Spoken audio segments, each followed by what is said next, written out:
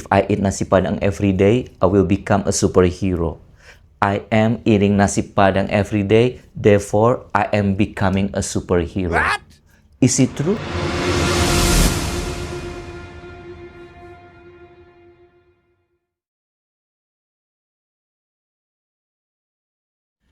In our first episode, we established a foundational truth, which is happiness isn't a command that you bark at yourself in the mirror.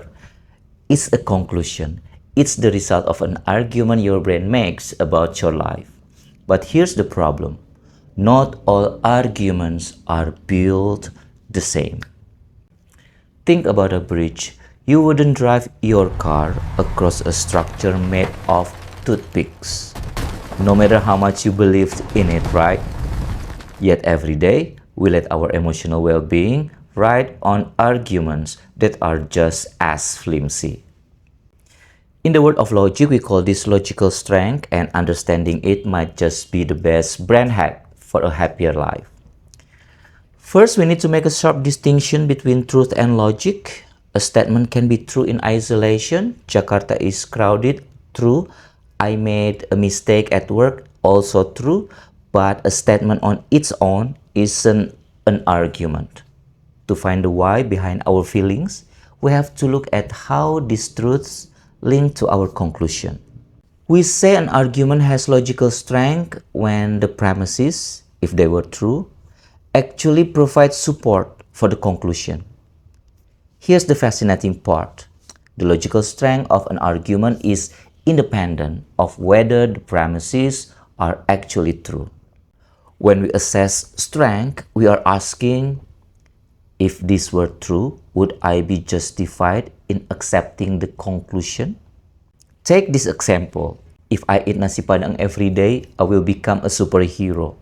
I am eating nasi padang every day, therefore I am becoming a superhero.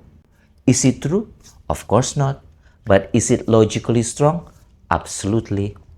If those premises were true, the conclusion would be unavoidable. That is a bridge made of steel, even if the steel is imaginary. Why do we get this wrong? Why do we feel miserable even when the logic is bad? Neuroscience tells us that our brain loves heuristic mental shortcut. Evolution didn't design us to be logicians. It designed us to survive. So the brain often grabs the nearest true statement and uses it to support a false conclusion just because it's fast. Consider the social comparison we see every day. My friend just bought a new car, so they must be more successful than me.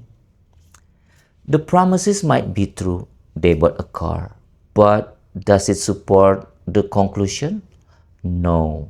Success is a complex map of health, of relationships, and peace of mind. The argument is weak.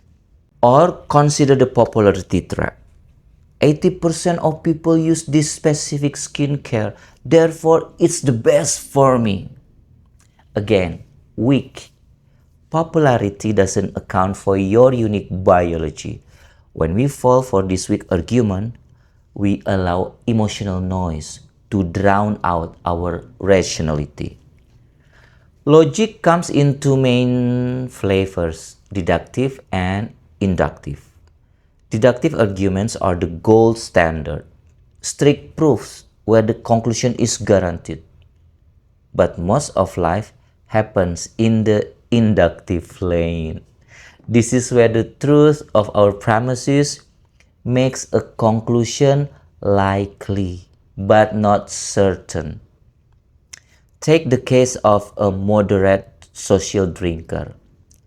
If someone hasn't been drunk in 20 years, it's reasonable to assume that they won't be drunk tonight. That's a strong inductive argument, but it isn't a guarantee. The chaos in our lives often stems from a simple mistake. We treat inductive guesses as deductive certainties. We take a likelihood of failure and turn it into an absolute proof of our worthlessness. Critical thinking is the art of being sensitive to these degrees of strength, and if we lack this skill, we can easily be fooled into thinking an argument is strong when the promise actually provides zero support. So, here is your challenge for the week. The next time you feel a dip in your happiness, don't just check if your thoughts are true. Check if your argument is strong. Just because you made a mistake doesn't mean you are a failure. Stop driving your heart across toothpick bridges, but build something stronger. I'm Teddy Irawan. Stay smart, stay witty, and I'll see you in the next chapter of Critical Thinking in Teira Dwayne. And please, again, drop it in the comments if you think my pronunciation is better or worse than the previous episodes. Thank you.